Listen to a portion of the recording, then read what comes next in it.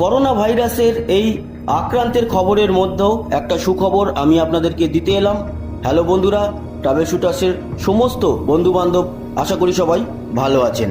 ভিডিওটা শুরু করার আগে আমি ছোট্ট করে বলে দেবো, গতকাল ছিল 29শে এপ্রিল 1998 OR2 যে অ্যাস্টেরয়েডটি পৃথিবীর দিকে ধেয়ে আসছিল এবং সেটি কিন্তু 61 লক্ষ কিলোমিটার দূর থেকেই বেরিয়ে গেছে, যা নাসা আগে থেকেই বলেছিল। অতএব পৃথিবীর উপর কোনো রকম কোনো আঘাত আসেনি, সবাই সুস্থ আছেন, সবাই ভালো আছেন, আমরাও সেটাই চেয়েছিলাম। চলে আসি আজকের এই ভিডিওর যেই বিষয়বস্তু, তাতে মহামারী করোনা ভাইরাসের মধ্যেই বরফে ঢাকা উত্তর মেরুর আকাশে ওজোন স্তরে 10 লাখ বর্গ কিলোমিটারের একটি বিশাল গর্ত তৈরি হয়েছিল।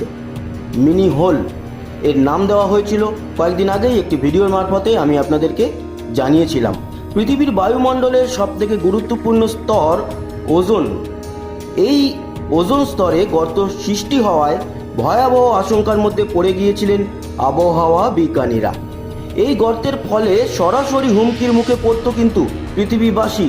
তবে সেই গর্ত নিজে থেকেই আবার সারিয়ে তুলেছে পৃথিবী। এ এক অবাক করা কাহিনী বা সত্য ঘটনা।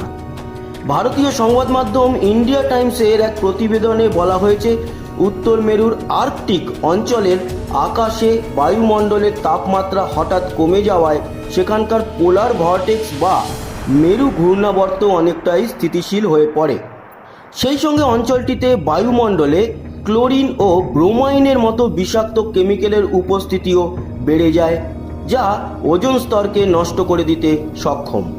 সম্প্রতি ইইউর পক্ষ থেকে Copernicus atmosphere monitoring service CAMS ও Copernicus climate change service CCCS নিশ্চিত করেছে যে আশঙ্কা সৃষ্টিকারী এ গর্তটি নিজে থেকেই মিলিয়ে গেছে।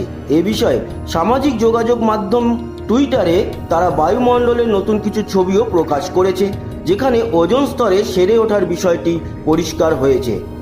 সূর্য থেকে আসা আলোক রশ্মির ফলে পৃথিবীতে প্রাণের সঞ্চার হয়, তবে এই আলোর সঙ্গে সেখান থেকে অতি বেগুনি রশ্মিসহ আরও অনেক ক্ষতিকর পদার্থ পৃথিবীতে চলে আসে, যা মানব জাতি সহ অন্যান্য প্রাণীর জন্য মারাত্মক হুমকি হয়ে দাঁড়ায়। আর সেই হুমকির সামনে দাঁড়িয়েছিল গোটা পৃথিবী। অনেকে আশঙ্কা করেছিল যে এই মিনি হোলের জন্য হয়তো আগামী দিনে মানব জাতি বিরাট সমস্যার মুখোমুখি হতে চলেছে। কিন্তু না, এখানে একটা কথা বলবো বন্ধুরা, যে এই যে লকডাউন পিরিয়ড চলছে, এতে আমাদের মানসিক চাপ হয়তো সৃষ্টি হয়েছে, হয়তো আমরা সাধারণ যে জীবনযাত্রা তার থেকে অনেকটা সরে এসেছি, কিন্তু প্রকৃতিও আমাদের ফিরিয়ে দিচ্ছে এই লকডাউনের প্রভাব থেকে নিজেকে সারিয়ে। অতএব ওজোন স্তরে যে গর্তটি তৈরি হয়েছিল এবং সাধারণ মানুষের মধ্যে একটি আশঙ্কা তৈরি হয়েছিল, সেই আশঙ্কায় সমস্ত জল ঢেলে দিল পৃথিবী নিজেই। বন্ধুরা, এই ছিল এই মুহূর্তের একটি খবর যেটি আপনাদের জন্য আমি নিয়ে এলাম। আশা করি খবরটি খুব ভালো লেগেছে আপনাদের। সঙ্গে থাকবেন, আমাদের সাবস্ক্রাইব করে লাইক শেয়ার অবশ্যই করবেন, আর কমেন্ট বক্সে লিখবেন আপনাদের মতামত। আসি, আবার দেখা হবে, টাটা।